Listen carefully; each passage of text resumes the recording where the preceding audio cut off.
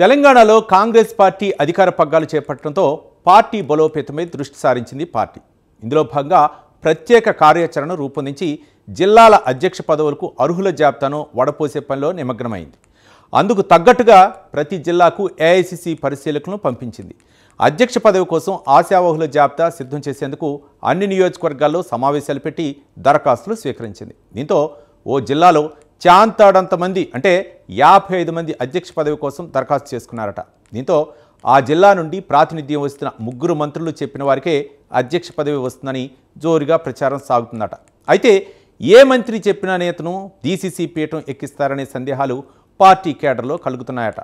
ఇంతకీ ఆ జిల్లా ఏది, అక్కడ రాజకీయ సమీకరణలు ఎలా ఉన్నాయి, ఆ వివరాలు ఈ స్టోరీలో చూద్దాం.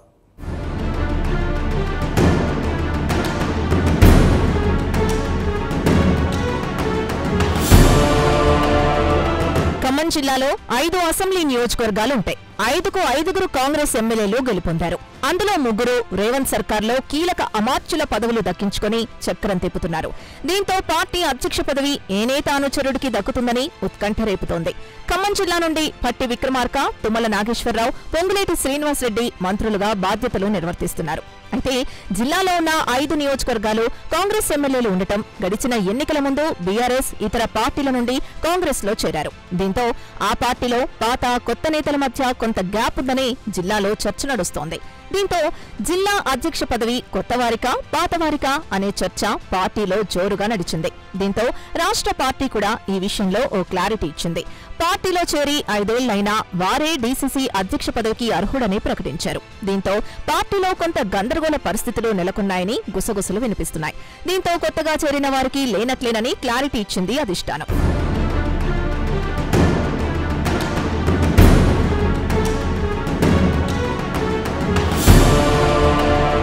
ఖమ్మం జిల్లా కాంగ్రెస్ పార్టీ అధ్యక్ష పదవిపై అందరూ ఆసక్తిగా ఎదురుచూస్తున్నారు. గత సంప్రదాయానికి భిన్నంగా ఈసారి కాంగ్రెస్ పార్టీ అధ్యక్ష పదవి ఎన్నిక ప్రక్రియను అత్యంత పకడ్బందీగా నిర్వహిస్తోంది. దీంతో ఈ పదవి ఎవరికి దక్కుతుందోనని నేతలు ఆసక్తిగా ఎదురుచూస్తున్నారు. ప్రధానంగా పార్టీ అధికారంలో ఉండడం వల్ల ఈ పదవిని ఆశించే వారి సంఖ్య పెరిగింది. అయితే అనేక కసరత్తులు, అభిప్రాయ సేకరణ అనంతరం ఖమ్మం జిల్లా కాంగ్రెస్ అధ్యక్ష పదవి కోసం జిల్లాలో 55 మంది దరఖాస్తు చేసుకున్నారు. అయితే కాంగ్రెస్ పార్టీలో గత సంప్రదాయానికి భిన్నంగా అధ్యక్ష పదవి ఎన్నిక ప్రక్రియ జరుగుతోంది.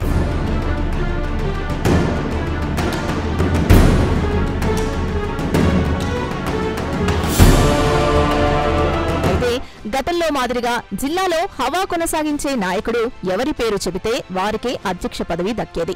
ఈ సాంప్రదాయానికి స్వస్తి పలికింది పార్టీ అధిష్టానం. ప్రజాస్వామ్యబద్ధంగా అందరి అభిప్రాయం మేరకు సమర్థుడైన నాయకుణ్ణి ఎంపిక చేసేందుకు ఏఐసిసి ఈ రూల్స్ రూపొందించింది. ఈ ఫార్మాట్ ప్రకారం ఏఐసిసి పరిశీలకులొచ్చి జిల్లాలో వారం రోజులు పర్యటించారు. గ్రామ స్థాయి నుంచి జిల్లా స్థాయి వరకు సమావేశాల్ని నిర్వహించి అభిప్రాయ సేకరణ చేసి నూతన ఒరవడికి శ్రీకారం చుట్టారు. తమిళనాడుకు చెందిన మహేంద్రన్ జిల్లాలో 5 నియోజకవర్గాల్లో పర్యటించి వందలాది కార్యకర్తల అభిప్రాయాన్ని సేకరించారు.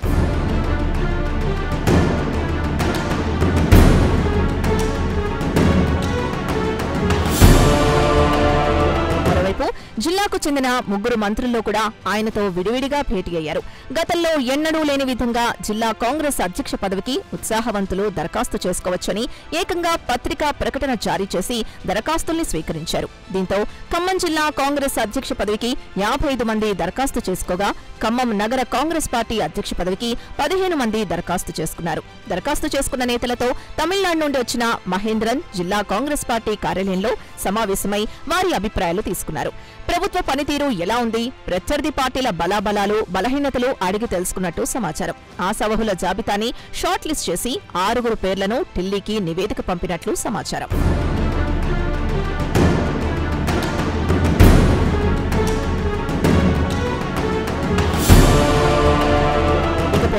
డిప్యూటీ సీఎం మల్లు భట్టి విక్రమార్క అనుచరుడు వైరాకు చెందిన నూతి సత్యనారాయణ గౌడ్, మదిరకు చెందిన వేమిరెడ్డి శ్రీనివాసరెడ్డి, రఘునాథపాలెంకు చెందిన మానుకొండ రాధాకిషోర్, తిరుమలాయపాలెం మండలానికి చెందిన మాజీ జెడ్పీటీసీ బెల్లం శ్రీనివాసులు రేస్లో ఉన్నట్లు ప్రచారం సాగుతోంది. వారిలో ఒక్కరికి ఖమ్మం డీసీపీ పదవి దక్కే అవకాశాలున్నాయని ప్రచారం జరుగుతోంది. వైరాకు చెందిన నూతి సత్యనారాయణ మొదటి నుంచి కాంగ్రెస్ పార్టీలో పనిచేస్తూ భట్టికి నమ్మిన బంటుగా ఉన్నారు. ప్రస్తుతం ఆయన టీపీసీసీ ప్రధాన కార్యదర్శిగా పనిచేస్తున్నారు. అంటున్నారు. ఈసారి బీసీకి అవకాశం ఇవ్వాలని పార్టీ అనుకుంటే మాత్రం నూతి పేరు ఖరారయ్యే అవకాశం కనిపిస్తోంది. మరోవైపు మధిరకు చెందిన వేమిరెడ్డి పేరును పరిశీలించే అవకాశం ఉన్నట్టు తెలుస్తోంది.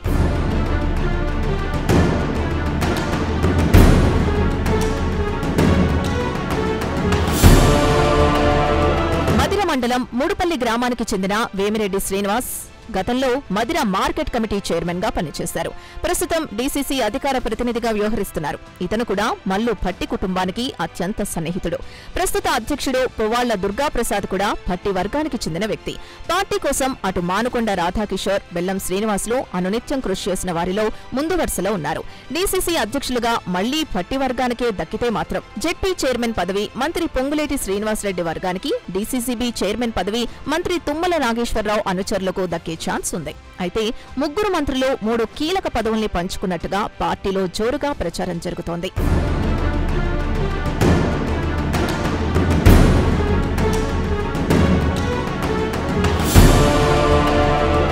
ఖమ్మం జిల్లా కాంగ్రెస్ పార్టీ అధ్యక్ష పదవికి దాదాపు 55 మంది దరఖాస్తు చేసుకున్నారు.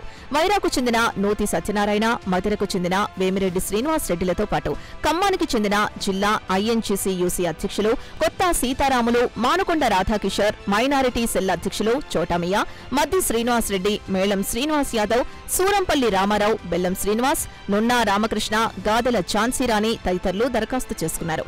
ఇక ఖమ్మం నగర అధ్యక్ష పదవికి కమర్తపు మురళి, నాగన్ల దీపక్ చౌదరి, రాపర్తి శరత్, ఖాదర్ బాబా, వడ్డెబైన శంకర్లు దరఖాస్తు చేసుకున్నారు. ఖమ్మం నగర కాంగ్రెస్ అధ్యక్ష పదవి బీసీలకివ్వాలి అనుకుంటే కమర్తపు మురళి, రాపర్తి శరత్ పేర్లను, ఓసీలకివ్వాలి అనుకుంటే ప్రస్తుత వర్కింగ్ ప్రెసిడెంట్ నాగన్ల దీపక్ చౌదరి, మైనారిటీలకివ్వాలి అనుకుంటే ఖాదర్ బాబా పేర్లను పరిశీలించే అవకాశాలు లేకపోలేదని ప్రచారం జరుగుతోంది.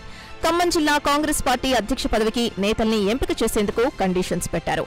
గతంలో ఎన్నడూ లేని విధంగా ఏఐసీసీ ఈసారి అత్యంత పకడ్బందీగా ప్రక్రియను కొనసాగించడం గమనార్హం. ఇక ఇంతటి ఉత్కంఠ రేపుతున్న డీసీసీ అధ్యక్ష పదవి ఎవరిని వరిస్తుందో తెలియాలంటే మరికొన్ని రోజులు ఆగాల్సిందే.